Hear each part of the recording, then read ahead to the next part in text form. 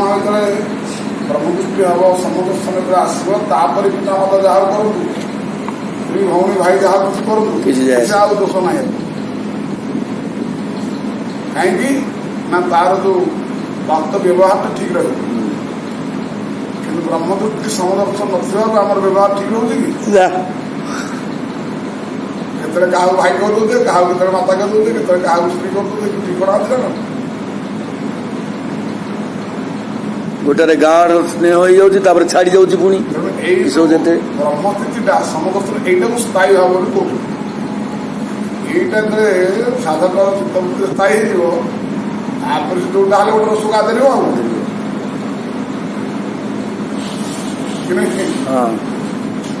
ସଠିକ ବାଟଟା ଆଗ କହିବାକୁ ଆଗ ହେଲା ସମଦର୍ଶନ। ଆଉ ବହୁତ କଷ୍ଟ ପ୍ରଣମ୍ୟ ଦଣ୍ଡବତ ଭୂମୌ, ପ୍ରଣମ୍ୟ ଦଣ୍ଡବତ ଭୂମୌ ଅଶ୍ୱ ଚାଣ୍ଡାଳ ଗୋଖର, ଏଇଟା ସବୁ ଦଣ୍ଡବତ କର। ସମଦର୍ଶନ ଏଇଟା କି ନାହିଁ? ସମଦର୍ଶିନା ତାପରେ ସର୍ବେଷୁ ଭୂତେଷୁ ମଦଭକ୍ତି ଲଭତେ ପରାମ୍।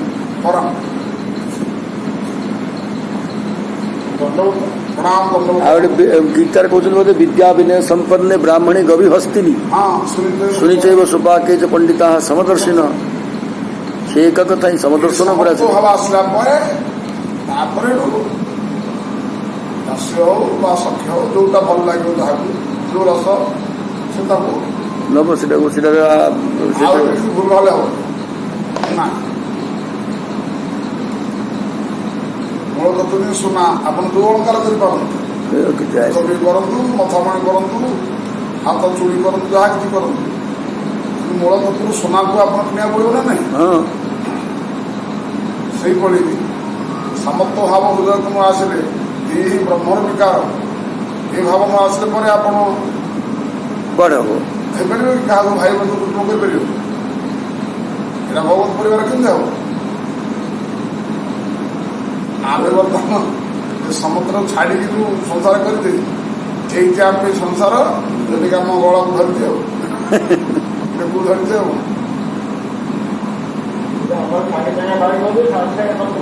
ସାଙ୍ଗେ ସାଙ୍ଗେ ମିତ୍ର ସାଙ୍ଗେ ସାଙ୍ଗେ ଶତ୍ରୁ। କିଛି ସମୟ କଣ କେତେବେଳେ ଚେଞ୍ଜ ହଉଛି ଠିକଣା ସମ୍ଭାବନା ନାହିଁ। ଆଧାର ହିଁ ଠିକ ନାହିଁ ଆଉ ନା, ଆଧାର ହିଁ ଠିକ ନାହିଁ ଆଉ ହଉଛି ତାର ସୂତ୍ର। ତାହେଲେ ଭାବ ଅନୁଭାବ ଭାବ बंशी स्वर गुण चेष्टा नुपुर और पुछ आदि जिनसे श्री कृष्ण की स्मृति जागृत हो उठती है, वे सब उद्दीपन भाव है। तथा श्री कृष्ण एवं श्री कृष्ण भक्त यह दोनों आलम्बन भाव है। मंद हास्य नृत्य गीत आदि प्रकाशमान अनुभाव है और स्तंभादि जो सात्विक भाव है वे अनुभाव का अंतर्भुक्त ही है। निर्वेद हर्षादि 33 व्यभिचारी भाव है। इन सबके साथ स्थायी भाव शांतादि मिलकर अपूर्व चमत्कारी रस की अभिव्यक्ति होती है। पंचविश रस शांत दास्य सख्य वात्सल्य मधुर नाम श्रृंगार रस सभाते प्राबल्य। शांत रसे शांतरती प्रेम पर्यंत है, दास्यरती राग पर्यंत क्रमेत बाढ़। सख्य वात्सल्यरती पाय अनुराग सीमा, सुबला देर भाव पर्यंत प्रेमेर महिमा। शांत दास्य सख्य वात्सल्य मधुर, इन पांचों रसों में मधुर रस ही सब में प्रधान है। शांत रस में शांतरति प्रेम की पूर्व सीमा तक पतित होती है। प्रेम पूर्व सीमा पर्यंत शांतरस में शांतरति प्रेम की पूर्व सीमा तक पतित होती है, बड़ी बड़ी सी मैंने एकदम प्रेम पूर्ववर्ती सीमा पर्यंत नहीं पहुंची। क्योंकि शांतरति में ममता बुद्धि न होने से उसने प्रेम उदय की कोई संभावना नहीं रहती, न ही ऐसा कोई प्रमाण ही मिलता है। दास्य रति राग की शेष सीमा तक क्रमशः पतित होती है। सख्यरति तथा वात्सल्य रति अनुराग तक पहुंचती है। ताने चिंता करो जे एथरे ममता प्रेम किसी नाही बोली कहला बेले आम दास्य करवा सख्य करवा ता नुहे जे ये ना शांतरस कटिगला बोली शांतरस बोले सब अच्छे केवल ही शांतरे रहिले आपण कौन सी अनुभाव भाव विकार कौन एथरे अनुभूति कर खाली आप सुनार रहे ताले अंग अनुसार तार सुंदर हम ना अलंकार अनुसार सुना तो तेना जो मन से लगे हम ना हम जमी नियम लागू होगा तेज रस आस्वादन अंग निर्दिष्ट होगा सेमती क्षीरटा को विकार कर रस आस्वादन क्षीरटा को विकार कर सेमती सब विकार तेणु से जो विकार होती जोग माया ब्रह्म को विकार कर जगन्नाथ कथा बाबा कहते जगन्नाथ अखंड नित्य सनातन आम जोग माया कि विकार कर अचल मिलू सनातन नित्य सब सचल करेगी रूपबंध करेगी खेल करेगी केते कौन समिति करी परिवार करी ब्रह्मांड सृष्टि कर जोग माया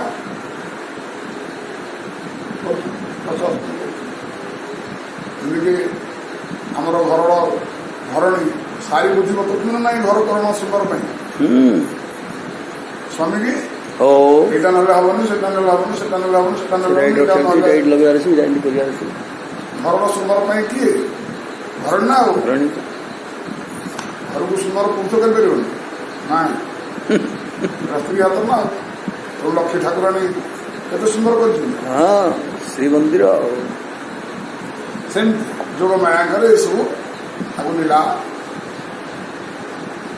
महाप्रभु आस्वादन मिली लाइफ कर गोटे खेल खेलुते कि मोटामोटी जो मैंने परमहंस को जाती सब भाभी भाभी भाभी भाभी भाभी भाभी परम जाती कौन भी मिले हम से कौन कर देख बस चुपचाप रही नहीं देखा आस्वादन सनातन रूप में मस्त ही था भगवान लीला पर्यंत परमहंस चित्त से पर्यंत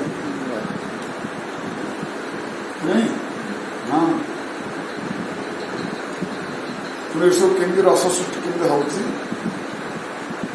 प्रयोग तो पचारि ना हाँ प्रेम भक्ति प्रेम छड़ा केमी सब सृष्टि होती कौतिक अनुसार क्या पाखे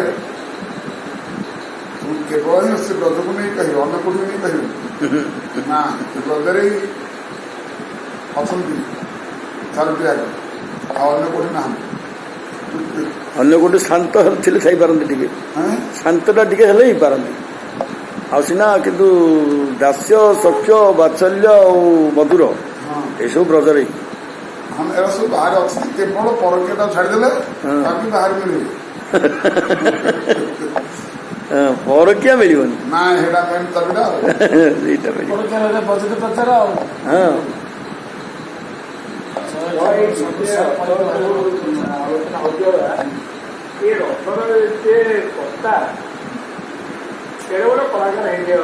बहुत ना बहुत पाठ पड़ी कौन से कुआरी को आनी वैज्ञानिक जंत्रपाति खचुच्च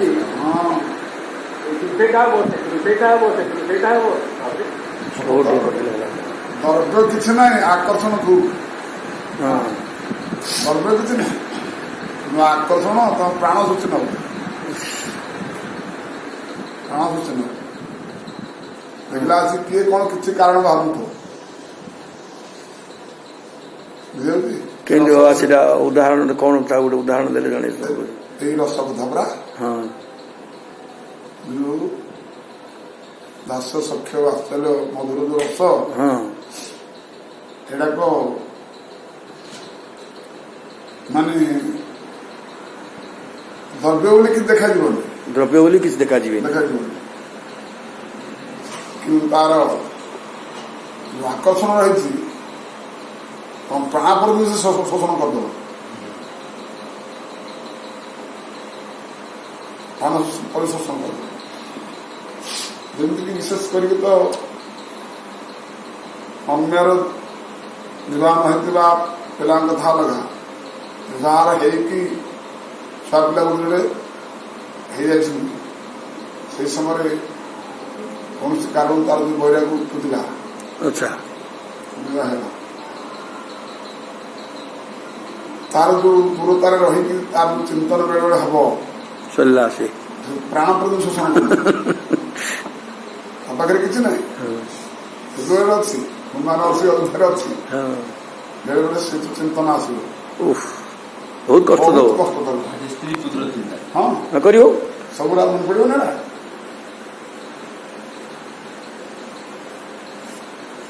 ସେଟାକୁ ନିଜର ନିଜେ ବୋଲିକି କଳ୍ପନା କରିଥିଲା, ମୁଁ ହିଁ ଅନ୍ୟ ରୂପରେ ଅଛି ସବୁ ବୋଲିକି। ସନ୍ତାନକୁ ସେଥିପାଇଁ କହିଲେ ପକ୍ଷାୟ ମାତର ଖଗା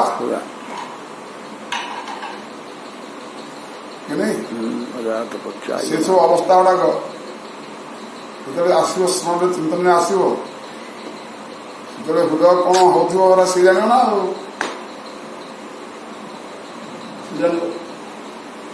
ଏଇଟା ସାଂସାରିକ ହୃଦୟ, ଏଇଟାରୁ ସାଧକ ଯେତେବେଳେ ସାଧନ କରିକି ଏଥିରୁ ଅତିକ୍ରମ କରିକି ଯେତେବେଳେ ପରମାର୍ଥକୁ ଯେତେବେଳେ ଯେତେବେଳେ ଲାଗିବ, ସେଟା ଯେତେବେଳେ ଯୋଗ ବିయోଗ ଯେତେବେଳେ ହବ, ଆଉ କଣ ହଟା ଦ୍ରବ୍ୟ କିଛି ନାହିଁ, ପ୍ରାଣ ପର୍ଯ୍ୟନ୍ତ ଶୋଷି ନବ।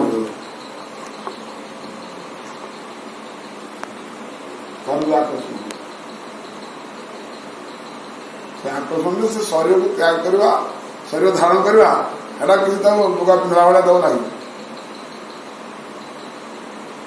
କପଡ଼ା ଚେଞ୍ଜ କଲା ଭଳିଆ ଲାଗିବ, ଏଭଳି ଅବସ୍ଥା ଅଛି ନାହିଁ। ତିନି ମାତ୍ର ସେ ଚିନ୍ତା କରିବନି ତା ବିୟୋଗରେ ମୋ ଶରୀର ଚାଲିଗଲା ବୋଲି, ଶରୀରକୁ ଏକ ରକ୍ଷା କରି ବିୟୋଗ କଥା କିଏ ପଚାରେ, ତା କଥା କିଏ ପଚାରେ, ମୋ ଶରୀରଟା ଆଗର ହଉ, ଏ ଚିନ୍ତା ସେ କରିବ। ସେ ଶରୀର ଗଲେ ହିଁ ତାକୁ ଯାଇ ଭଲ ଲାଗିବ, ଏଭଳି ସବୁ ଆକର୍ଷଣ। ଯାହା ସଂସ୍କାର ସଂସାର କ୍ଷେତ୍ରରେ ଯୋଉ ଆକର୍ଷଣ ଆମକୁ ଦେଖାଯାଉଛି, ବୁଝିଲେ କି, ୟାର କୋଟି କୋଟି ଗୁଣ ଆକର୍ଷଣ ହଉଛି ସେ କଥା ପରମାତ୍ମା, କୋଟି କୋଟି ଗୁଣ ଆକର୍ଷଣ। ସଂସାର ଆକର୍ଷଣ ତ କପତ ଉପାଖ୍ୟାନ ରହିଛି, କେତେ ସୁନ୍ଦର ଭାବରେ ଉଭୟ ମିଳନରେ ଛୋଟ ଛୋଟ ଛୁଆ କେତେଟା ହେଇଥିଲେ, ଛୁଆ ଦିଟା ହେଇଥିଲେ, ତାଙ୍କର ଆହାର ପାଇଁ ଯାଇଛନ୍ତି ବାହାରକୁ, ଏ ବର୍ଷରେ ଅଛନ୍ତି। ଆଉ ପିଲାଟା ପାଇଁ ଦେଖିଲେ, ପିଲା ଦିଟା ଆଗ ଲୋଭରେ ପଶିଗଲେ। ହଁ, ଆଗ ମା ପଳେଇ ଆସିଲା, ଦେଖିଲା ଆସିକି ଛୁଆ ତଳକୁ ପଳେଇଛନ୍ତି, ଜାଲରେ ପଡିଛନ୍ତି। ଓ ସେ କାହାକୁ ଧରି ପ୍ରାଣ ଧରିବ ବୋଲି ପଡିଲା, ସେ ଜାଲ ପଶିଗଲା। ସେଥିରେ କାଳ ବହୁତ ଖୁସି ହଉଛି, ତ ବିନା ପରିଶ୍ରମରେ ଆସିକି ପଡୁଛନ୍ତି। ଆଉ ଆଜ ପୁରୁଷ ସେଥିରେ ଆସିଲା, ସେ ବି ଦେଖିଲା, ଆରେ ପୁତ୍ର ଗଲାଣି, ସ୍ତ୍ରୀ ପଳେଇଲା, ଗଲାଣି, ମୁଁ ଆଉ କଣ ରହିବି, ମୋର କଣ କାମ ହଉଛି, ଏମାନେ ନଥିଲେ ମୋର ଆଉ ଜୀବନ କଣ, ଆଉ ସେଇଟା ଅଛି। ତାହେଲେ କେମିତି ଆକର୍ଷଣ ହଉଛି, ଦେଖିବା କିଛି ନାହିଁ, ଦିଶୁନି କିଛି ହଉଛି ନା ନାଇଁ, ପ୍ରାଣ ପରେ ଶୋଷି ନଉଛି ନା ନାଇଁ, କିଛି ନାହିଁ ବୋଲି କହିଲେ ଆଉ ଜୀବନ, ଆଉ ଯଦି ଏମାନେ ରହିନାହାନ୍ତି ଆଉ ଜୀବନ ମୋର କଣ ରହିଲା, ଆଉ କଣ ରହିଲା। এইটা ଆପଣ କୋଟି ଗୁଣ କରନ୍ତୁ ଏକରେ ପରମାର୍ଥରେ।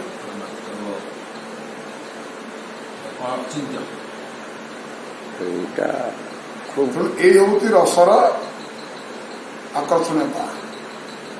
ଯାହାକୁ ଧଇଲା ସେ ସରିଲା ଆଉ ଯଦନ ଚରିତ ଲୀଳା ଆଉ ସବୁ ସରିଲା ଭିକ୍ଷୁ ଚରିଚାନ ଚରନ୍ତି। ଆଜି କଣ ଆଉ ଦ୍ୱନ୍ଦ ଧର୍ମ ରହିବ? ଆଉ ସଂସାର ବୋଲି କିଛି ରହିବ? ଦେହ ଆସକ୍ତି ରହିବ? ସେଥିପାଇଁ ରାଷ୍ଟ୍ରୀୟ କଣ କୁହାଯାଇଛି ନା ଜୀବ ଆତ୍ମାର ମିଳନ କୁହାଯାଇଛି। ଦେହ ବନ୍ଧନ, ଲିଙ୍ଗ ବନ୍ଧନ, ସାରି ସଂସାର ବନ୍ଧନ ଏଠି ଆଉ କିଛି ନାହିଁ। ତେଣୁ ଜୀବ ପରମାତ୍ମା ଏଠି ମିଳନ। ବ୍ରହ୍ମରାତ ଉପାବୃତେ ବାସୁଦେବାନୁଦିତା ଅନିଚ୍ଛନ୍ଦ ସେଗୁହାମ ଭଗବତ ପ୍ରିୟା ରାସ ଲାଷ୍ଟ ମନ୍ତ୍ର ଜୀବ ବ୍ରହ୍ମରେ ମିଳନ। ଏଠି ଜୀବନ ଜୀବତ୍ୱ ଗଲା ସମ୍ପୂର୍ଣ୍ଣ ଭାବରେ ନଷ୍ଟ ହେଲା।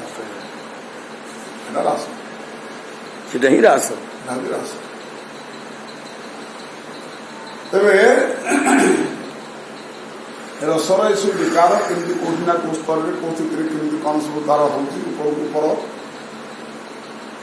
ଉର୍ଦ୍ଧ୍ୱକୁ ଥୋଇବା କେମିତି ହଉଛି, ଏସବୁ କଥା କହୁଛନ୍ତି। ଆଉ ଏଇଟା ହଉଛି ପ୍ରୟୋଜନ ତତ୍ତ୍ୱ। ଏଇଟା ହିଁ ଯୋଉ ସାଧନା ଆପଣ କରୁଛନ୍ତି କିନ୍ତୁ ଏଇ ପ୍ରୟୋଜନ ତତ୍ତ୍ୱ କିନ୍ତୁ ମିଳିବାର ଅଛି। ସାଧନା ଯଦି ଅନ୍ୟ ମାର୍ଗ ଆଡୁ ନ ନେବୁ, এই প্রয়োজন তত্ত্ব এই তত্ত্বକୁ ହିଁ ଆସୁଛି। ସନାତନ ଗୋସ୍ୱାମୀ ମହାପ୍ରଭୁ ବିସ୍ତୃତ ଭାବରେ ବର୍ଣ୍ଣନା କରିକି ଆଣିଲେ। ଓ କେତେ କହିଲେ ଆଉ ଟିକେ ପାଠ କରନ୍ତୁ। ହେଲେ ଶାନ୍ତ ଦାସ୍ୟ ସଖ୍ୟ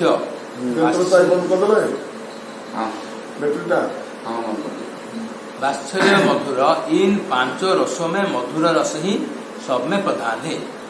शांत रस में शांतरति प्रेम की पूर्व सीमा तक वर्धित होती है, क्योंकि शांतरति में ममता बुद्धि न होने से उसमें प्रेम उदय की कोई संभावना नहीं रहती। शांतरति में ममता बुद्धि न होने से मोर आसुनि ना सेठी समत्व भावटा रोची किंतु समत्व भावटा रोची किंतु ममता भावटा आसुनि सेठी उसमें प्रेम उदय की कोई संभावना नहीं रहती। प्रेम आसुनि ए जशोदा माँ नंद बाबा आम पिलाटा आसुछि ना ममता आसुछि ना तेणुक से प्रेमटा घनीभूत नहीं, ऐसा कोई प्रमाण ही मिलता है। हाँ, दास्य रति राग की शेष सीमा तक क्रमशः वर्धित होती है। हाँ, सख्य रति तथा वात्सल्य रति कौन ममता कथा कहले ममता ठीक रोहुनी कहते शांत रति ना दा फल रे प्रेमटा प्रकट हो पारना कहते हाँ ना प्रेमटा प्रकट हो पारना सेठी ममता नथिबारु कहीं ना मोर बापा मोर माँ मोर यही जो भावटा रोहुनी सेठी ना ममता ना हाँ आरंभ पर्यंत नब प्रेम पूर्ववर्ती सीमा पर्यंत नब प्रेम आसी दास्य रति राग की शेष सीमा तक क्रमशः वर्धित होती है। हाँ, सख्य रति तथा वात्सल्य रति अनुराग तक पहुँचती और ये राग से अनुराग पर्यंत କିନ୍ତୁ ଏଇଟାକ ଯେତେ ଆପଣ ଆଗୁ ଆଗୁରା ସବୁ ତା ପଛେ ପଛେ ଯାଉଛନ୍ତି। हाँ, କିନ୍ତୁ ଆପଣ ଯୋଉ ସ୍ଥିତିରେ ସେଇଟା ବଳବତ୍ତର ରହିବ ଏଇଟା ସବୁ ଗୌଣ ରହିବ। गौण होइजिबे पछे पछे सूक्ष्म वर्णन हो जाए नाम दिया हाँ, तापरे सख्य रति तथा वात्सल्य रति अनुराग तक पहुँचती है। हाँ, तापरे सख्य रति अनुराग की शेष सीमा तक नहीं पहुँचती, हाँ, किंतु वात्सल्य रति ही अनुराग की शेष सीमा तक वर्धित होती है।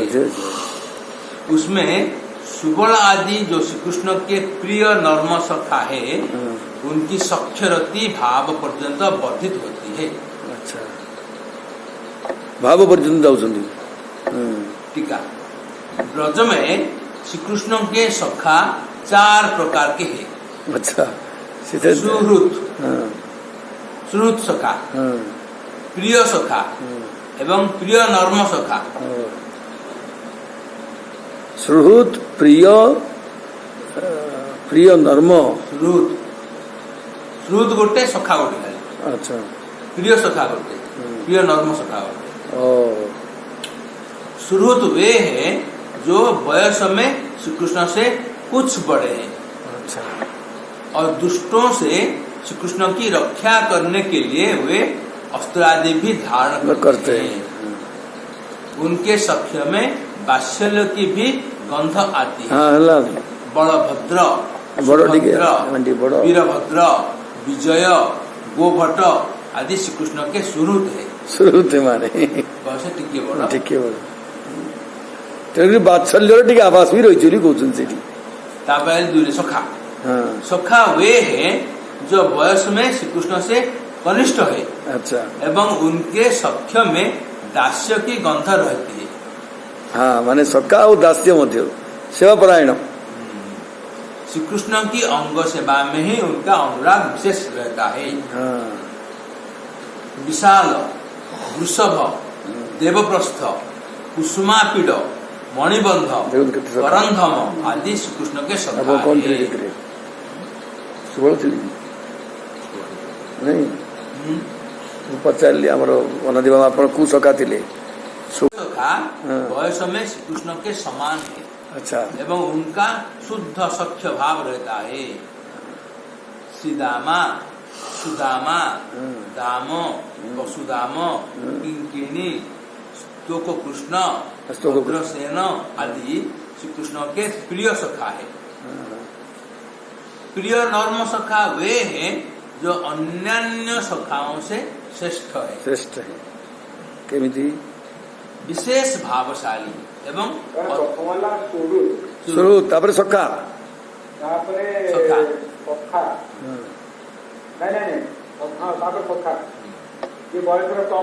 हाँ समान समान समान बयस प्रिय सखा गले श्रीदामा, सुदामा, दाम, वसुदाम, किंकिणी, स्तुक कृष्ण, भद्रसेन आदि सब प्रिय सखा। तापरे प्रिय नर्म सखा देखा। प्रिय नर्म सखा वे हैं जो अन्यान्य सखाओं से श्रेष्ठ है। विशेष भावशाली एवं अतिशय रहस्यपूर्ण कार्यों में नियुक्त रहते हैं। अच्छा, वे श्री कृष्ण के साथ पद सुंदरियों के मिलन में सहायता करते हैं।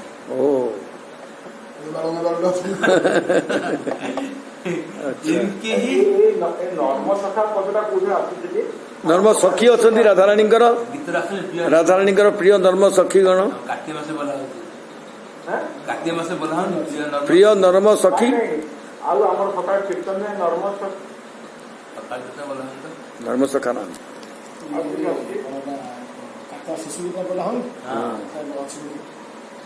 नहीं आमर राधा प्रिय नर्म सखा हुए हैं जो अन्य सखाओं से श्रेष्ठ है। तो सुबह सुदामा विशेष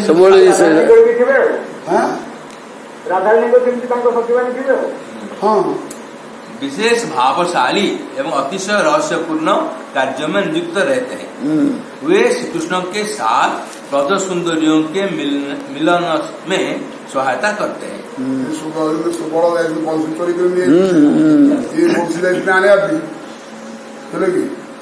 बंसी कौन करू ना बंसी कौन बचेगी हाँ तू बजे जानी बंसी ना हाँ दो ना बंसी जानी धरिकी कुष्टु मानी दवा था बंसियाड़ी निजे बदेगी रास कर रास रास मुछा है हाँ तो मुछा है पुणी बंसी धरी से पड़े नहीं गोपी माने भाई कृष्ण आज पंद्रह की मुछाई पड़ी किए सब गोटे सीता आज पानी पानी सतर्क कर बोला बंशी आसलु बंशीटा आनिकी पानी फिले मुझे फुकिले मुझाईगली रात फिर बंशी पड़ेगा ना बंशी पड़ेगा मुझे जानी आरंभ है मैंने कौन है तो मत आरंभ है मैंने कौन नाचली नाचला हाँ नाचला मुछाया मुछाया पर तुमने गुप्ता ने बंशी धरी पड़ कृष्ण आसी बंशी मागे रहे कहीं मुझे कहीं तो बंशी में आसलु नंबर 10 आता है हाँ श्री इनकी ही रति भाव पर्यंत वर्धित होती है। सुबल, अर्जुन, गंधर्व, बसंत एवं उज्ज्वल ये अर्जुन आउ जने ये सखा माने आदि श्री कृष्ण के प्रिय नर्म सखा है। श्री जीव गोस्वामी पाद ने श्री दाम, दाम, सुदाम, वसुदाम एवं किंकिणी इन कई सखाओं को भी श्री कृष्ण के प्रिय नर्म सखाओं में गिनाया है। अच्छा सुबल अर्जुन एवं आगु सखा प्रिय सखा थे तो जीव गोस्वामी प्रिय नर्म प्रिय नर्म सखा श्री कृष्ण के अंतःकरण रूप कहे गए। उनमें सुबल एवं उज्ज्वल सर्वप्रधान है। भक्ति रसामृत सिंधु 3/3/36 से 38 तक दृष्ट। शांत आदि रसेर जोग वियोग दुई भेद सख्य बात्सल्य जोगादीर अनेक विभेद रूढ़ अधिरूढ़ भाव केवल मधुरे महिषी गणेर रूढ़ अधिरूढ़ गोपिका निकरे। शांत रस के दो भेद है, जोग एवं वियोग। सख्य एवं बात्सल्य रस में जोग एवं वियोग के अनेक भेद है। केवल मधुर रति में दो भेद है, रूढ़ एवं अतिरूढ़। महिषी गणों की माने श्री रुक्मिणी सत्यभामा आदि की रति रूढ़ भाव की पूर्व सीमा तक वर्धित होती है और ब्रज सुंदरियों की रति अधिरूढ़ भाव की शेष सीमा तक वर्धित हुआ करती है। शेष सीमा तक अधिरूढ़ भाव एकदम पूरा शेष। ठीक है। श्री कृष्ण के साथ मिलन का नाम जोग है। श्री कृष्ण के साथ मिलन के बाद बिछुड़ जाने का नाम वियोग है। वियोग। जोगों के 3 भेद है, सिद्धि, तुष्टि एवं स्थिति। स्थिति उत्कंठित अवस्था में कृष्ण प्राप्ति का नाम सिद्धि है। विच्छेद के बाद कृष्ण प्राप्ति को तुष्टि कहते हैं और श्री कृष्ण के साथ मिलकर एकत्र रहने को स्थिति कहते हैं। अच्छा देख ले थोड़े टेक्निकल पॉइंट जाके सब भगवान के सहित मिलन हवाटा जोग।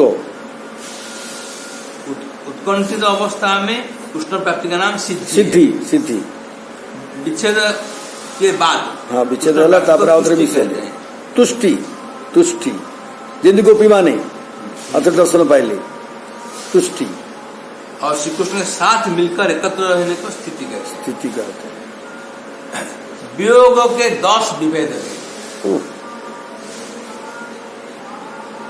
ताप, पुरुषता, जागर्ज्ञान, आलंबन, शून्यता, अधृति, जड़ता, व्याधि, उन्माद, मूर्छा एवं मृत्यु। चित्त की अनवस्थिति का नाम आलंब शून्यता है। चित्त की अनवस्थिति का नाम आलंब शून्यता है और अन्य समस्त विषयों में अनुराग शून्यता का नाम अधृति है। मृत्यु से यहाँ उस अवस्था से अभिप्राय है जिसमें श्री कृष्ण वियोग जनित क्षोभाधिकता बस भक्त मृतप्राय हो जाता है। अन्य भेदों का अर्थ सहज है। इस विषय का विस्तार सह विवरण भक्ति रसामृत सिंधु ग्रंथ में द्रष्टव्य है। मधुरा रति महाभाव पर्यंत वर्धित होती है। मधुरा रति के 3 प्रकार है, राधा रानी, समंजसा एवं समर्था।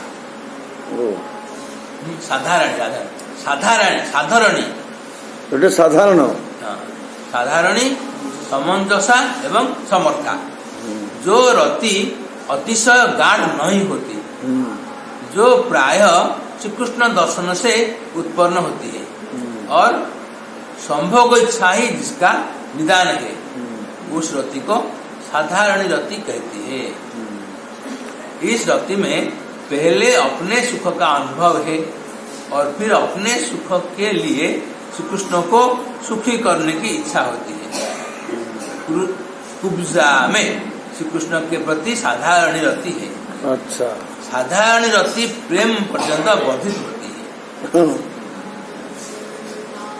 समंजसा रति, जो रति गुणादि के श्रवणादि से उत्पन्न होती है, जिससे पत्नीत्व की अभिमान बुद्धि जन्मती है और जिसमें कभी कभी संभोग इच्छा उत्पन्न होती है, उस गाढ़ रति को समंजसा रति कहते हैं।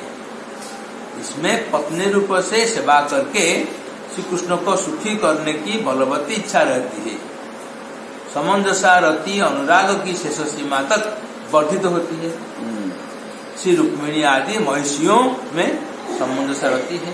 अच्छा, समर्था रति, जो रति श्री कृष्ण सुखेक तात्पर्यमयी है, जिसमें स्व सुख वासना की गंध मात्र भी नहीं है, उसे समर्थारति कहते हैं। समर्थारति महाभाव की शेष सीमा तक वर्धित होती है।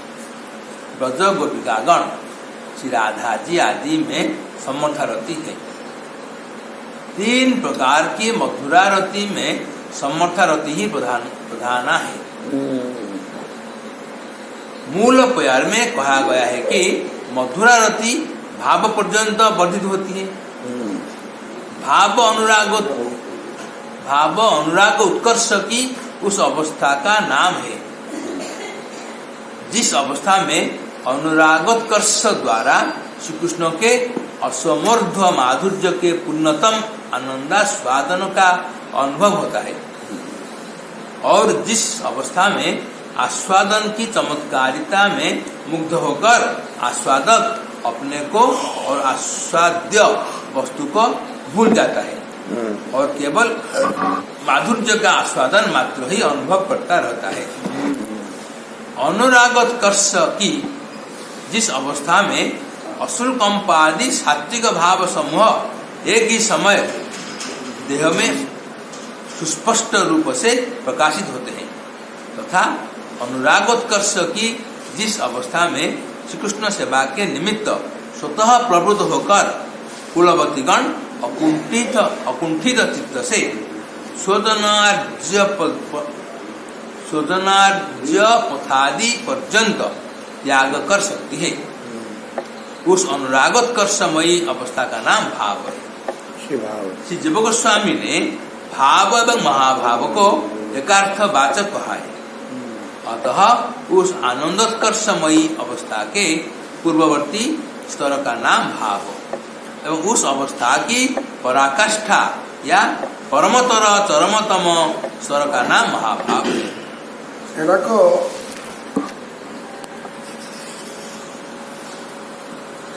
ନିଜର ଚିତ୍ତକୁ ଏଇଭଳି ଗୋଟେ ଦୃଷ୍ଟି କୋଣକୁ ଆଣିବ, ନିଜର ଚେଷ୍ଟା ସବୁବେଳେ ଗୌଣ ଥାଏ। ଆଉ ଗୌଣ ଜାଗାରେ କେତେବେଳେ ଦୃଢ଼କୁ ବି ଆସିଯାଇପାରେ ଚେଷ୍ଟା।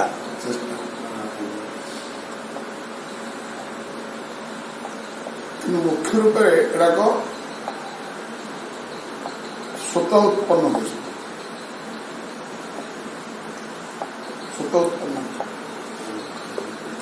ହେଇପାରେ କୌଣସି ସଂସ୍କାର ଥାଏ, ପୂର୍ବ ସଂସ୍କାର ଅନୁସାରେ ଥାଏ,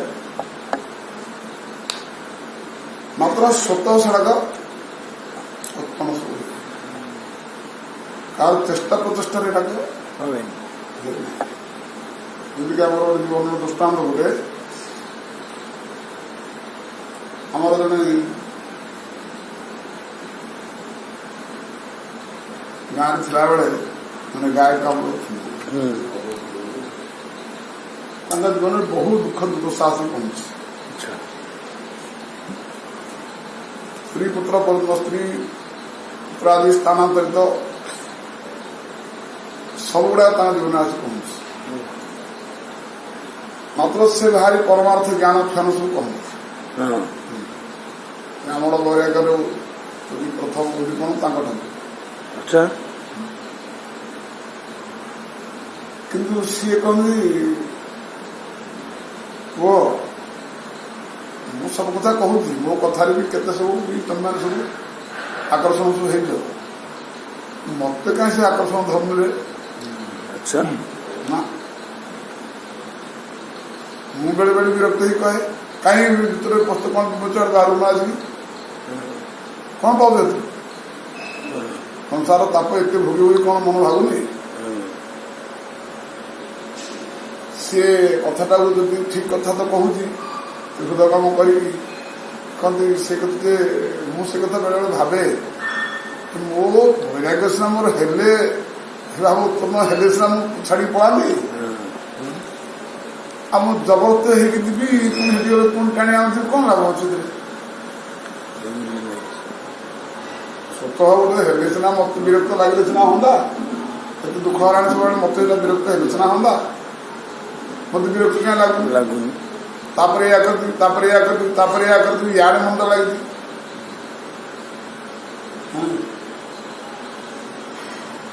ଆଚ୍ଛା ଆମମାନଙ୍କୁ ବାହାରୁ କେତେକୁ ଦେଖାଯାଇଛି ତାଙ୍କୁ ମନା କଲା ବେଳେ ବି ତୁମର ଏଇଟା ଠିକ ନୁହେଁ ଏଇ ସମୟରେ ଛାଡ଼ି ଯିବାଟା ବହୁ ସମସ୍ୟାର ଆକର୍ଷଣକୁ ବି ସେ ତାଙ୍କୁ କିଛି ଆକର୍ଷଣ କରି ଛାଡ଼ି ପଳେଇ ଆସିଛନ୍ତି ତାଙ୍କୁ ବୁଝେଇଲା ବେଳେ ଜଣଙ୍କର ଚାରି ସେ କଲେଜ ଗୋଟିଏ ସନ୍ତାନ ପୁତ୍ରଟେ ହେଲେ ସନ୍ନ୍ୟାସୀ ପୁତ୍ର ବଦଳରେ ଝିଅ ପୂର୍ଣ୍ଣ ଗଲାଣି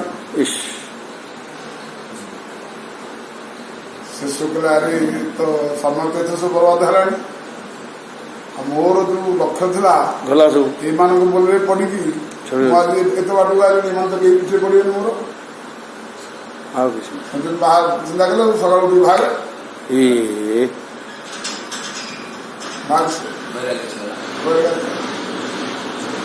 ସେମାନେ ସେଥିପାଇଁ ଚିନ୍ତା ଆସିଲାଣି ଚାରିଟା ଝିଅ ଜନ୍ମ କଲି ମାନେ କୁଆଡେ ଆଙ୍କର ଭବିଷ୍ୟତ କ'ଣ ସ୍ତ୍ରୀ ଅବସ୍ଥା କ'ଣ ସେଟା କୌଣସି କୌଣସି ବାହାରକୁ ଯିବେ କି ନାହିଁ ବଡ ହେ ପଢାପଢି ବଡ ପତ୍ର ଦରକାର ନାହିଁ ସେ କିଛି ଚିନ୍ତା କଲେ ନାହିଁ ଭାଇ ସେ କ'ଣ ତା ଭିତରେ ଆସିଲା ତେଣୁ ଏକରେ ଏତେ ଦୁଃଖ ଦୁଃସା ଭୋଗିଲା ବେଳେ ଚେତନ ଦେଲା ବେଳେ ସେ ତାଙ୍କର ହଉନି ଏକରେ ସବୁଗୁଡାକୁ ଆକର୍ଷଣରେ ଏ ପରିସ୍ଥିତିକୁ ଯିବାର ଉଚିତ ନୁହେଁ ପ୍ରତିବନ୍ଧରେ ରଖିଲା ବେଳେ ଏ ରହୁନି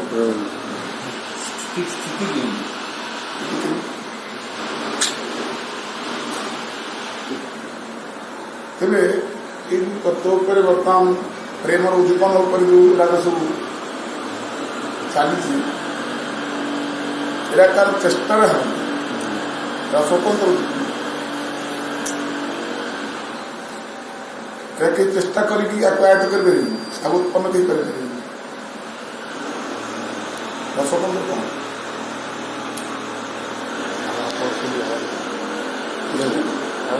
କ'ଣ ଜୀବନ ଗୋଟେ ଘଟଣା ଗୋଟେ ୟୁଟର୍ନ ଦେଇଦବ ଦେଲାନି ଆମର ସେ ସବୁ ସୀମାକୁ ଉଲ୍ଲଂଘନ କରିପାରିକା କହୁଛନ୍ତି ଏଇଟା କ'ଣ ଯୋଉ ପ୍ରେମ ବିଷୟରେ ଯୋଉ ଚର୍ଚ୍ଚା ଚାଲିଛି ପ୍ରତି ବିଷୟରେ ଏଇଟା ସବୁ କୂଳ ଲଘି ଲଘି ଯାଉଛି ନା ଆଉ କେହି କୂଳ କରିପାରିବେ କୂଳକୁ ଲଗ୍ନ କରିବାଟା କରିବେ ସେ ସୀମା ଉଲ୍ଲଂଘନ କରିବାଟା କରିବେ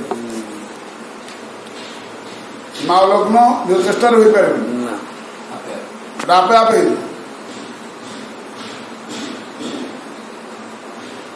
ପ୍ରେମର ଯୋଉ ଗାଢ଼ତା ଅନୁରାଗର ଯୋଉ ଗାଢ଼ତା ଏଟା ସବୁ ସୀମା ଉଲ୍ଲଂଘନ କରିବାର ନାମ ହଉଛି ତାର ଗାଢ଼ତା ଭାବ ହଁ କ'ଣ ଅଧିଗୁଣ ଭାବ ରୂଢ଼ି ଭାବ ଏଟା ସୀମା ଅତିକ୍ରମ କରିବାର ନାମ ହଉଛି ସାଂସାରିକ ନିୟମ ମାନିବନି କୌଣସି ସୀମା ସେ ମାନିବନି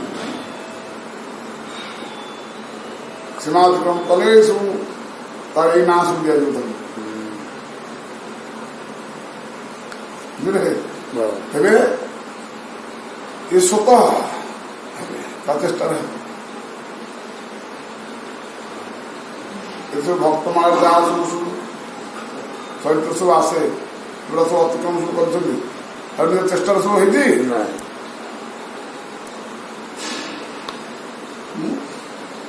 ତିରୁପତିକୁ ଦାନ କରିଦେବା କାଶୀର କାଟିଦେବା କୋଉଠି ଚୋରି କରିବା ଡାକ ବଦମାସ କରିବା ତମେ ସବୁ ଚେଷ୍ଟାରେ ସୁବିଧା କରିଛନ୍ତି ଆଉ ଭକ୍ତିର ଲକ୍ଷଣ ବୋଲି ଚେଷ୍ଟା ନେଇଛି ସବୁ।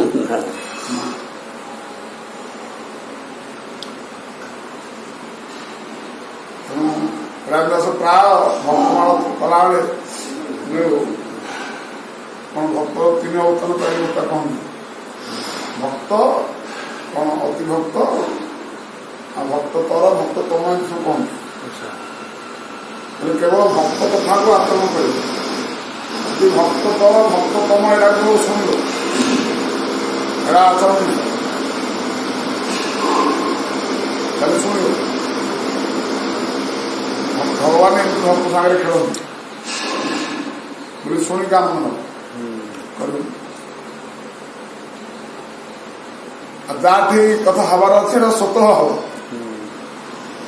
କେହି ଚେଷ୍ଟା ଲଗେଇବ ନାହିଁ। ସେ ତ ଚୋରି କରିକି ଫାଲସୁଆ କରୁଥିଲା ମୁଁ ଶୁଣିକି ଆଇଛି ମୁଁ ଯାଉ ଚୋରି କରିକି ଫାଲସୁଆ କରିବି ଏଟା ନିଜର ଚେଷ୍ଟା ହଲାନି ସେମିତି ନାହିଁ ସ୍ୱତଃ ସେଟା। ଚୋରି କରିବା ପୂର୍ବରୁ ଭକ୍ତ ସେବା ପାଇଁ ବୈଷ୍ଣବ ସେବା ପାଇଁ ଚୋରି କରିବା ପୂର୍ବରୁ ଆଗ ନିଜ ସମ୍ପତ୍ତି ଚୋରି କର ଆଗ ସବୁ ଶେଷ କର ନିଜ ସମ୍ପତ୍ତି ଆଗ ଶେଷ କର ତାପରେ ଚୋରି ତାପରେ ସେ ଦେଖିବ ସେ ଭାବ ଅଟୋମେଟିକ୍ ଲାଗିଯିବ କାହିଁକି ନିଜ ସମ୍ପତ୍ତି ଚୋରି କରିବା ଅଭ୍ୟାସ ହେଇଯାଇଥିବ ଆଉ ତାପରେ ଅଭ୍ୟାସ କାମ କରିବ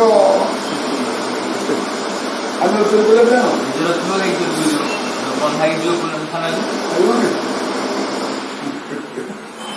ତେବେ ଏ ଯୋଉ ଭାବ ରତି ଯୋଉ ଲକ୍ଷଣ ସବୁ କହୁଛନ୍ତି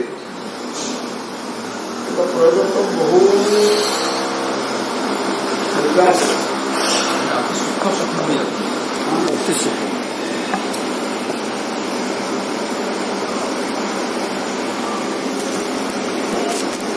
मूल प्यार में कहा गया है कि मथुरा रति भाव पर्यंत वर्धित होती है। भाव अनुरागोत्कर्ष की उस अवस्था का नाम है जिस अवस्था में अनुरागोत्कर्ष द्वारा श्री कृष्ण के असमर्थ माधुर्य के पूर्णतम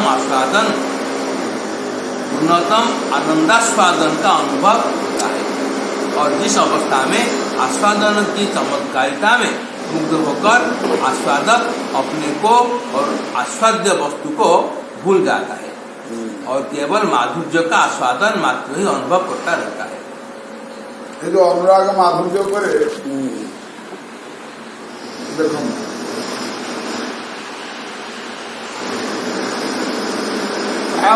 समस्त माँ मैंने कथा कहते स्वर्ग प्रति अनुराग और संपर्क कौन गोटे जीवन गोटे घटना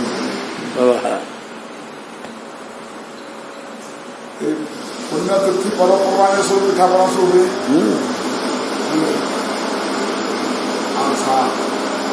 आमर सेठिकार सब मुग मंडा आ से नड़िया पुर दे से गोटे नड़िया पिठा सब पुर दे सब कर पुरटा बहुत स्वादिष्ट कि नहीं स्वादिष्ट ना कि तार जंतनटा सेटा टिके निरसटा पुरटा स्वादटा छुआ मानकर काम जोटा स्वाद से खाई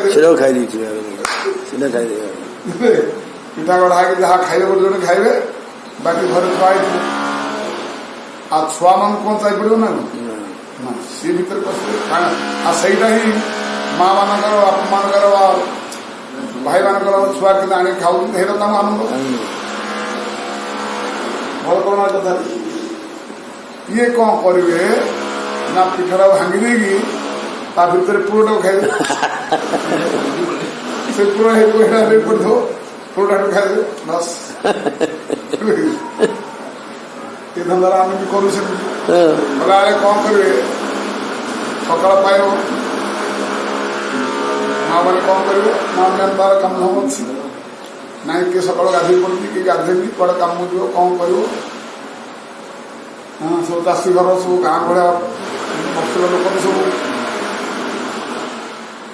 ये कौन करे ना से डाला को आने डाला जोड़ा सब पूरा लग हेड़ाक ଆଣିକି ମା ମାନେ ଖାଇଲେ। ମୋ ମା ତ ଖାଉଥିଲା ଥରେ ଦେଖିଲି ଆଉ। ତାପରେ ତା ବୋହୁ କି ଯାହା ଫାସୁଥିବେ ଆରେ ଏଇଟା କଣ ଏମିତି କଣ ସବୁ ଫଳ ଭଡ଼ା କଣ ଖାଉଛୁ ଆଉ ପୁଳ ଖାଇ ସବୁ ସବୁ ବାଳୁଙ୍ଗା ସବୁ ପୁଳ ଖାଇବୁ ପୁଅ ଖାଇଲେ କଣ ଏଇଟା ସବୁ ପକେଇ ରଖୁଛି ଏରା କଣ ହବ ସେ ପୁର ପିଠା ଥିବ ଗୋଟା ହେଟା ଖାଇବୁନି ଯୋଉଟା ପୁର ଶୂନ୍ୟ ହେଇଥିବ କାହିଁକିନା ତାର ଅନୁରାଗ ଅଛି। ହଁ ସବୁ ସବୁ ଛୁଆ ଖାଇବା ସବୁ ଖାଇଲି କହୁଥିବ ତାଙ୍କ ଆଗରେ ଆଉ ସେଟା ଖାଉଥିବ ସେଇଟା ଖାଇଲେ ଆଉ ତ ସେଟା ଖାଇବ ସେଟା ଥିଲେ ଖାଇବ ପିଲା ଆମର ତ ଏଇଟାକୁ ଖାଇବାକୁ ଚାହିଁବେ। ଏଇଟା ଅନୁରାଗ ନଥିଲେ ହବ ନା ହବନି ଅନୁରାଗ ନଥିଲେ ଖାଇପାରିବେନି। ଆଖୁ ତାକୁ ପୁର ପିଠା ଏତେ ଭଲ ଲାଗେନି ଏଇଟାକୁ ଏତେ ସେ ଭଲ ଲାଗେ ଆନନ୍ଦ କରିକି ଖାଏ ତା କହୁଥିବ ଗାଳି କରୁଥିବ ଅନ୍ୟକୁ ବୁଝଉଥିବ ନିଜେ ଏଟାକୁ ଖାଉଥିବ।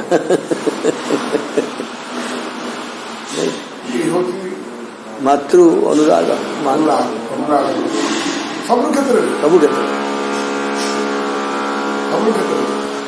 ଅନୁରାଗ ଥିଲେ ଅନ୍ୟର ତ୍ରୁଟିଟାକୁ ଏଇଭଳି ମାର୍ଜନା କରିକି ସେ ନେଇଯାଏ।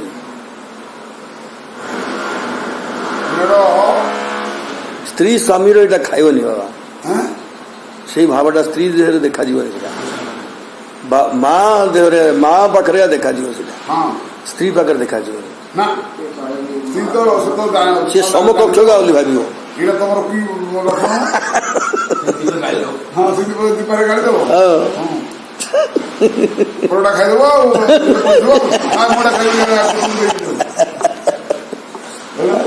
ଆଉ କେବଳ ବାତ୍ସଲ୍ୟ ଭାବରେ ଏଇଟା ଏକଦମ ପ୍ରସ୍ଫୁଟିତ ହବ ଏଇ ଭାବଟା କିନ୍ତୁ ଏଇଟା ସବୁ ସ୍ତ୍ରୀଙ୍କ ପାଖରେ ନାହିଁ। କାହିଁକି ବାସ୍ତବ ଭାବ ଠାରୁ ଶୃଙ୍ଗାର ଭାବଟା ଆହୁରି ଉଚ୍ଚତର ତାହେଲେ ସେ ଫିକି ଦଉଛନ୍ତି ଏଇଟା କୋଳଟା ମାନେ ଫିକି ଦିଅନ୍ତି। ବାସ୍ତବ ସ୍ତ୍ରୀ ଯିଏ ସେ ତ ସବୁବେଳେ ଅଧାର ମତ ବନେଇ ବସୁଛି ସ୍ୱାମୀର ତ୍ରୁଟି ତା ଜୀବନରେ ଆସିବନି କେତେବେଳେ ଦେଖାଯିବନି ତାକୁ ମୋ ପାଇଁ ସେ ପ୍ରସାଦ ରଖିଛନ୍ତି ଯାହା ସବୁ ଖାଇନାହାନ୍ତି ରଖିଛନ୍ତି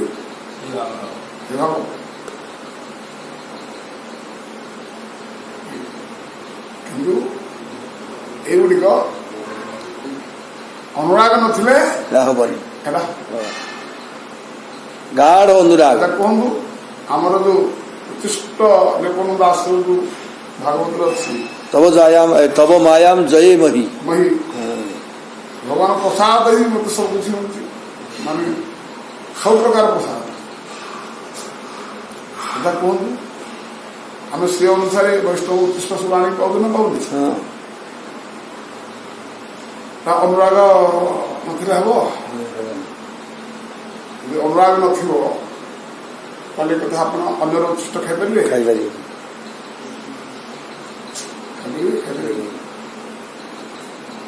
ଆମର କୌଣସି ଉତ୍ତିଷ୍ଟ ଆପଣ ପିନ୍ଧିପାରିବେ ନା ଖାଇପାରିବେ ନା ସେଇ ବସିପାରିବେ ନା ସେଇ ଘରେ ରହିପାରିବେ ଅନୁରାଗ କହୁଛନ୍ତି ଗାଉଁଟା ଖାଇବନି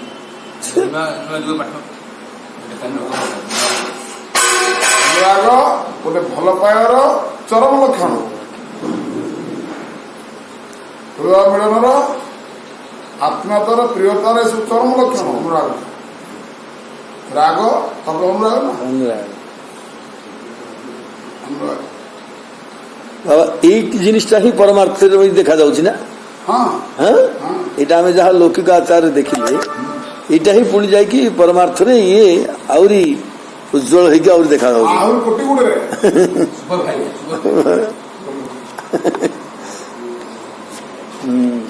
ତେଣୁ ଏରା ତ ସ୍ୱତଃ ହବ ଏରା କେହି ଚେଷ୍ଟାରେ କରିପାରିବେନି ନା ଚେଷ୍ଟାରେ ଆର ସ୍ୱାଦ ନାହିଁ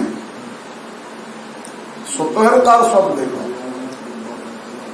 କିନ୍ତୁ କହିବା ଶୁଣିକି ଆଇଛି ଏମିତି କରିବା କଥା କଣ କରିବା କଣ ନାହିଁ ଆଉ ଯଦି ଜବରଦସ୍ତି କରିବାକୁ ପଡିବ ଜବରଦସ୍ତି ବାଧ୍ୟ ହେଇଯିବ ବାଧ୍ୟ ହେଇଯିବ ନା ନାଇଁ ମୁଁ ସ୍ୱତଃ ସବୁ ଉତ୍ପନ୍ନ ହେବ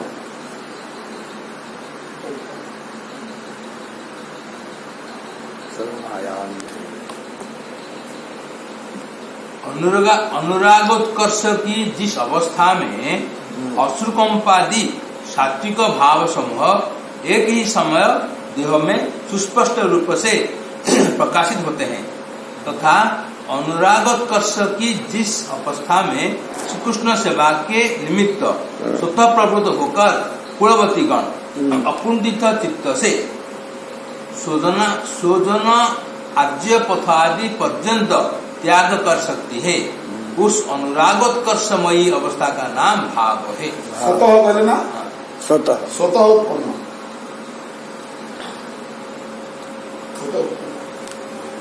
हेले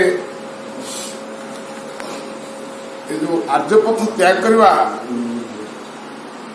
ये सहज पाठ नहीं। आर्यपथ त्याग कर दो सहज पाठ नहीं। भगवान कहते ना गोपी मान को तुम जो त्याग ये जो जिते सब आर्यपथ को त्याग करी तुम आस नहीं घर पड़ा नहीं तापर कह तुम ऋणी से सुझी पारि आउ के सहज कथा नुह ना। श्री जीव गोस्वामी ने भाव एवं महाभाव को एकार्थ वाचक कहा है। भाव अनुभाव को भाव महाभाव महाभाव एक अर्थ जीव गोस्वामी अतः उस आनंदोत्कर्षमयी अवस्था के पूर्ववर्ती स्तर का नाम भाव एवं उस अवस्था की पराकाष्ठा या चरमतम स्तर का नाम महाभाव सही ठीक। महिषी गणों की रति समंजसा है जो केवल अनुराग मधुप की तब बंधु मधुप की तब बंधु एकरा बंधु तुमर भी या दशा दे जो समस्या पकई जा तुम बंधु तो यही तुम बंधु तो अच्छा ये है गोटे अर्थ कौन ना मथुरा मथुरा तुम जो प्रेम देखिए आस यही कम से कर हमको ये वियोग पकई जा तुम आस तो अच्छा मधुपति तो बंधु आम तरफ आम जो झोली हो कि माधुर्य रहस्य सब रही कि आकर्षण होती जोटा कि अवर्णनीय वर्णन अतीत मधुपर्गी तुम्हें बंधु चाहूच आम तरफर बंधु तुम्हें ना मथुरा तरफर बंधु तुम्हें आम जो कृष्ण चिंतन करुचु से कृष्ण बंधु तुम्हें ना तुम्हें जो कृष्ण प्रेरण कही आस से बंधु तुम्हें तुम्हें आम गोप कृष्ण बंधु ना मथुरा कृष्ण बंधु तुम्हें कौटर बंधु कृष्ण बंधु होगी आसते गोप बंधु होगी गले बुझे ये हूँ भ्रमर गीतर धब आसते तो कौ कृष्ण आज्ञा कर यू गला बेले गोप गोप कौ कृष्ण गोप आज्ञा कर गले गोप कृष्ण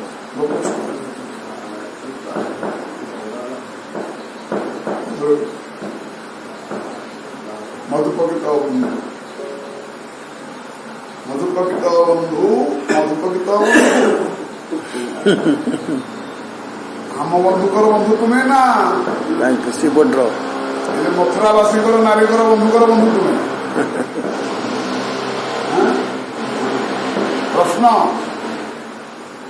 सी कौन उद्धव को जाए प्रश्न कर बुझेबनी तो आगुआ से प्रश्न करदे तुम्हें आगे कह तुम कहार बंधु मथुरा कृष्ण बंधु तुम पाखे आम कौन संपर्क नहीं गोपर बंधु तुम्हें ताले तुम आम कौन भिन्न नहीं तुम से अभिन्नता को स्वीकार करके अनुभूति करके कांदी बोगे बोगे गड़ी गड़ी जाइए मथुरा गला आसुले दिन गुरुगिरी करने शिष्यगिरी कले 6 मास 6 मास हाँ 6 मास 6 मास रही कोदिन 6 मास एंतार 84 वर्ष भितर ठाकुर सब लीला जगह सब नहीं सब देखे कौन कौन सब कर सब रस भरी कर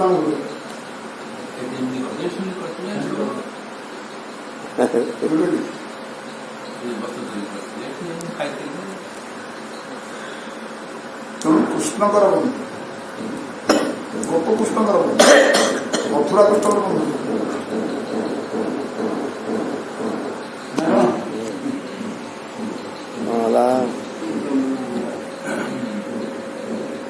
अधिरूढ़ महाभाग 2 प्रकार का है, मादन एवं मोहन। मादन एवं मोहन संभोग अवस्था अर्थात मिलन अवस्था में मादन महाभाव का विकास होता है। मादन के विकास में चुंबन आदि होते हैं, उनके अनंत विभेद है। मोहन के 2 भेद उद्घूर्णा तथा चित्रजल्प है। चित्रजल्प के प्रजल्पादि नाम में 10 अंग है। श्रीमद् भागवत 10म स्कंध 47 अध्याय भ्रमर गीत के 12 से 21 तक के 10 श्लोक उसके प्रमाण स्वरूप है। अधिरूढ़ महाभाव के 2 प्रकार कहे गए हैं, मोदन तथा मादन। जिस अधिरूढ़ महाभाव में श्री राधा एवं श्री कृष्ण इन दोनों के शरीर पर सात्विक भावादि सुष्ठु रूप से प्रकाशित होते हैं, उसे मोदन कहते हैं। मोदन की 2 क्रियाएं दिखने में आती है। एक श्री कृष्ण के साथ मिलन में श्री राधादि ब्रजसुंदरी गण के चित्त में जब मोदनाख्य महाभाव उदय होता है, तब श्री कृष्ण के चित्त में तो क्षोभ उत्पन्न होता ही है। अधिकंतु श्री कृष्ण महिषी आदि के चित्त में भी क्षोभ उत्पन्न होता है। उन महिषी गणों में क्षोभ उत्पन्न होता है जो राधा कृष्ण मिलन स्थान पर तो उपस्थित नहीं होती, किंतु उस स्थान से कुछ दूर स्थान से छिपकर उनका मिलन दर्शन करती है। 2 चंद्रावली आदि जो श्री कृष्ण कांताएं है और जो श्री कृष्ण में अत्यंत प्रचुर प्रेम करती है, उन सब के प्रेम से अत्यधिक प्रेम मोदनाख्य महाभाव में व्यक्त होता है। चंद्रावली आदि जो श्री कृष्ण कांताएं हैं और जो श्री कृष्ण में अत्यंत प्रचुर प्रेम करती है, उन सबके प्रेम से अत्यधिक प्रेम मोदनाख्य महाभाव में व्यक्त होता है। अतः सत्यभामा चंद्रावली आदि को त्याग करके श्री कृष्ण राधा जी के निकट रहना चाहते हैं। मोदन एकमात्र श्री राधा जी के युद्ध में ही होता है। अच्छा, मोदन ना मादन आगे लिखले मादन और दोनों मोदन मोहन आगे कहले टीका करा को मोदन तथा मादन कहते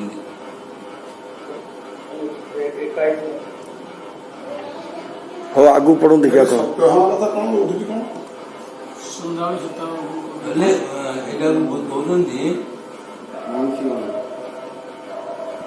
श्री कृष्ण के साथ मिलन में श्री राधा जी ब्रजसुंदरी गण के चित्त में जब मोदनाख्य महाभाव उदय होता है, तब श्री कृष्ण के चित्त में तो क्षोभ उत्पन्न होता ही है। अधिकंतु श्री कृष्ण महिषी आदि के चित्त में भी क्षोभ उत्पन्न होता है। उन महिषी गणों में क्षोभ उत्पन्न होता है जो राधा कृष्ण मिलन स्थान पर तो उपस्थित नहीं होती, जो श्री राधा कृष्ण मिलन स्थान पर तो उपस्थित नहीं होती, किंतु उस स्थान से कुछ दूर स्थान से छिपकर उनका मिलन दर्शन करती है। 2 चंद्रावली आदि जो ना सेठी से कहते जे भगवान राधाराणी सहित मिलन स्थान रे एमानकर मिलन ही पारनी भी कहते जोटा आप सेंटेंस टा पढ़ले ना सेटा स्पष्ट हो पार मोदन को ही मोहन कहते विरह अवस्था रे मोहन विरह अवस्था में इसी मोदन को ही मोहन कहते हैं। मोहन में विरह जनित विवशता हेतु समस्त सात्विक भाव सुदीप्त हो उठते हैं। मोहन में विरह जनित विवशता हेतु समस्त सात्विक भाव सुदीप्त हो उठते हैं। उसमें जब कंप होता है तो दांत खटखट करके जोर से बजते हैं। स्वरभंग में वाक्य समूह कंठ में ही लीन हो जाते हैं। वैवर्ण्य में देह का वर्ण श्वेत हो जाता है इत्यादि। श्री वृंदावनेश्वरी श्री राधिका जी में प्राय यह मोहन भाव प्रकाशित होता है। मोहनाख्य महाभाव के कई एक अनुभाव है। उनमें एक अनुभाव दिव्योन्माद है जिसमें मोहनाख्य महाभाव किसी एक वृत्ति विशेष को प्राप्त कर भ्रम सदृश विचित्र दशा को प्राप्त करता है। उस दिव्योन्माद के उद्घूर्णा को चित्रजल्प आदि अनेक भेद है। नाना प्रकार की विलक्षण वैवस्य चेष्टाओं को उद्घूर्णा कहते हैं। श्री कृष्ण के मथुरा चले जाने पर उनकी अनुपस्थिति को भूलकर ब्रज गोपियों का अंधकार में कुंजाभिसार करना, कुंज गृह में सज्जा रचना करना इत्यादि उद्घूर्णा के कार्य है। अच्छा। प्राण प्रिय श्री कृष्ण के किसी श्रुद को देखकर गूढ़ क्रोधवश जो बुरी भावमय जल्पना है उसका नाम चित्रजल्प है। उसमें असंख्य भाव वैचित्री तथा अनिर्वचनीय चमत्कारिता रहती है। उसके अंत में तीव्र उत्कंठा दिखती है। मथुरा से श्री उद्धव जी को आया देखकर श्री राधा जी ने अनिर्वचनीय भावमय चित्रजल्पना की। वो श्रीमद् भागवत में भ्रमर गीत के नाम से विख्यात है। चित्रजल्प के प्रजल्पादि 10 अंग इस प्रकार है। और चित्र पुणी चित्रकल्प भीतर पुणी प्रजल्पादि 10 लक्षण आसी 10 लक्षण को 10टा श्लोक क्या हो? एक प्रजल्प असूया ईर्षा एवं मदयुक्त वाक्यादि के द्वारा अवज्ञा प्रदर्शन पूर्वक श्रेष्ठ व्यक्ति के अकौशल को उद्गीर्ण करना प्रजल्प कहलाता है। 2 परिजल्प प्रेरित दूतादि का जो प्रेरक प्रियतम है उसकी निर्दयता, सठता एवं चपलता आदि दोषों का उल्लेख करके भंगी से मोहन भाववती प्रेयसी का अपनी विचक्षणता को प्रकाश करना परिजल्प कहलाता है। प्रजल्प पर परिजल्प चपलादि दोषों को उल्लेख करके भंगी से भावभंगी करी कहिए मोहन भाववती प्रेयसी का अपनी विचक्षणता को प्रकाश करना। राधाराणी जी कहले कि गोटे फूल उपर के भरोसा नहीं, ये सब कितना फूल को ये मधु को संग्रह कर भीतर गूढ़ मान और बाहर सुस्पष्ट असूया प्रकाश करते हुए श्री कृष्ण के प्रति जो उपहासात्मक कटाक्षोक्ति है उसे विजल्प कहते हैं। 4 उज्ज्वल्प गूढ़ गर्भ भरी हर्ष्या द्वारा श्री कृष्ण की कुहकता का वर्णन करना तथा असूयायुक्त आक्षेप करने को उज्ज्वल्प कहते हैं। पांचे संजल्प दुर्गम उपहासात्मक आक्षेप द्वारा श्री कृष्ण की अकृतज्ञता को प्रकाश करने वाले वाक्य समूह को संजल्प कहते हैं। 6 अवजल्प श्री कृष्ण अत्यंत निष्ठुर है, कामुक एवं धूर्त है, इसलिए उनमें आसक्त होना भय का कारण है। इस प्रकार के भावों को प्रकाश करते हुए जो ईर्ष्या सहित उक्ति है उसे अपजल्प कहते हैं। 7 अभिजल्प श्री कृष्ण जब पक्षियों तक को भी खेदान्वित करते हैं तो उनका त्याग करना ही उचित है। भंगी द्वारा इस प्रकार का अनुताप मूलक वचनों को अभिजल्प कहते हैं।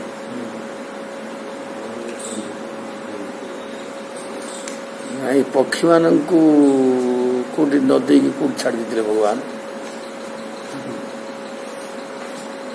8 अजल्प अनुताप वश श्री कृष्ण की कुटिलता एवं दुख प्रदत्त जिनमें वर्णित हो तथा भंगी पूर्वक दूसरे द्वारा मिले सुख का वर्णन जिन वचनों में हो उन्हें आजल्प कहते हैं। 9 प्रतिजल्प श्री कृष्ण के साथ अन्य स्त्री सर्वदा रहती है, अन्य संगों को त्याग करने में वे असमर्थ है, अतः उनके पास जाना अनुचित है। इस प्रकार का वचन एवं श्री कृष्ण प्रेरित तो का सम्मान जिसमें वर्णित हो उसे प्रतिजल्प कहते हैं।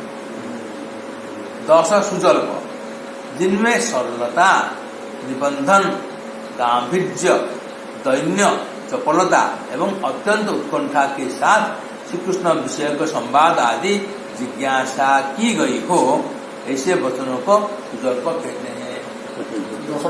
10ଟା ମନ୍ତ୍ରକୁ 10ଟା ଭ୍ରମର ଗୀତଟାକୁ କୁହାଗଲା। 10 ପ୍ରକାର ଜଳ୍ପ। ହଁ ପରା ଏଇଟା ପ୍ରଥମ ଥର ପାଇଁ ଏଇଟା ଶୁଣିବାକୁ ମିଳିଲା ଯେ 10ଟା ଶ୍ଲୋକକୁ 10ଟା ମାନେ ସ୍ଥିତି ରହିଛି, ସ୍ଥିତି ରହିଛି। ସବୁ ଜାଗା ଗାଇ ସାରିକି କହିସାରିକି ପଛରେ ତ ତମର ଭଲ ମନ୍ଦ ପଚାରୁଛନ୍ତି ସୁଜଲ୍ପ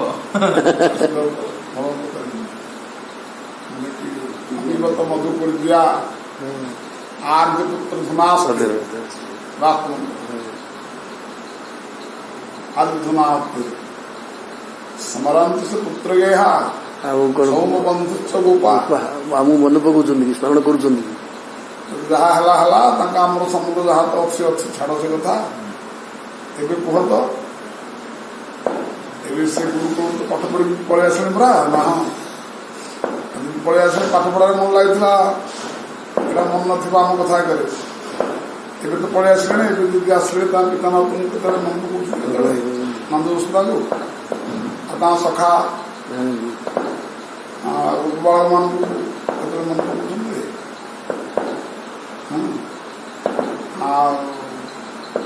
क्वचित अपि कथन क्वचित किंकरीणा क्वचित अपि कथन किंकरीणा गृणीते गुणगान सामान्य किंचित गुणगान आमको समय ना समय जहाँ कि आम तुमको कहलु जोटा कि भ्रमण भितर जोटा कि सारी वेद वेदांतर सार सब कही सारे कहते सामान्य टी आम तुम आसित किसी ना कि हिंसित कहवा पड़ो गुण या बोली कि दहबंध हो कि चलप कहूँ पूर्ण कथा तो कहवा कौन समय अच्छी अपनी कथा न किंकरीणा आमर आ कि व्यवसाय नहीं आम यहाँ व्यवसाय बोली गुणगान करवा यहाँ आम वृत्ति बदल आम पाखे कि देह भुज गुरु सुगंधम भुज बाहु बंधन आमको କିନ୍ତୁ ଏ ଯୋଉ ସୁଗନ୍ଧ ଏଇଟା କେତେବେଳେ ପ୍ରାପ୍ତ ହବ ସେମାନେ କରୁଛ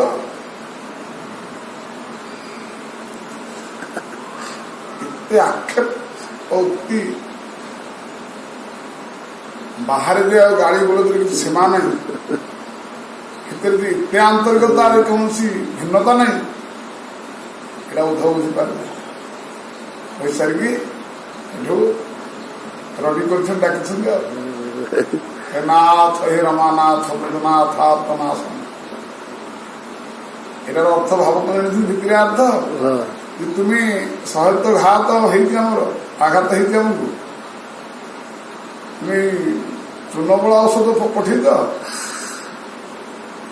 ଆଗକୁ କଟାଗାରେ ଚୂନ ଦେବା ଆହୁରି କଷ୍ଟ ଦେବାକୁ ଉଦ୍ଧବଙ୍କର ଅବସ୍ଥା ଯୋଉ ଉଦ୍ଦେଶ୍ୟ କୋଉଠି କହୁଛନ୍ତି ଯେ ଆମର ଯୋଉ ପ୍ରେମର ଯୋଉ ଆଘାତ ହେଇଛି ଏ ପ୍ରେମ ଆଘାତରେ ଯୋଉ କୃଷ୍ଣଙ୍କର ଉଦ୍ଧବଙ୍କର ଯୋଉ ଉଦ୍ଦେଶ୍ୟ ରହିଛି ଆପଣଙ୍କ ପାଖରେ ଯୋଉ ଉଦ୍ଦେଶ୍ୟ ମୂଳକ ନେଇକି ଆସିଛନ୍ତି ଏଇଟା ଗୋଟେ ଚୂର୍ଣ୍ଣ ସ୍ୱରୂପ କଟା ଘାରେ ଚୂନ ଟିକେ ଦିଆହେଲା ତାହେଲେ କେତେ ଯୋଡା ହଉଛି ସେ ଚୂନ ଘାରେ ମାରିଦେଲେ ଏ ପ୍ରେମ ଘାରେ ଏ ଯୋଉ ଜ୍ଞାନର ଚୂନ ମାରି ଦଉଛନ୍ତି ଆଣିକି କେତେ କେତେ ଯୋଳା ହଉଛି ଯୋଳାର ଚିତ୍କାର ଏଠି କରୁଛନ୍ତି ହେ ନାଥ ହେ ରମାନାଥ ବୁଦ୍ଧନାଥ ଆତ୍ମନାଥ ମଗ୍ନ ଉଦ୍ଧର ଗୋବିନ୍ଦ ଇଏ ଡୁବିଗଲା ବର୍ତ୍ତମାନ ଆଜି ପ୍ରାଣ ଛାଡିଯିବ ଏ ଚୂନ ବାଜିକି ଯୋଉ ଯୋଳା ହେଲାଣି ଏ ଗୋକୁଳ ସବୁ ତୁମର ଗୋପ ଗୋପାଳ ଗୋପୀ ରାଧାରାଣୀ ସମସ୍ତେ ଲୁଟିଯିବେ ଏଥିରେ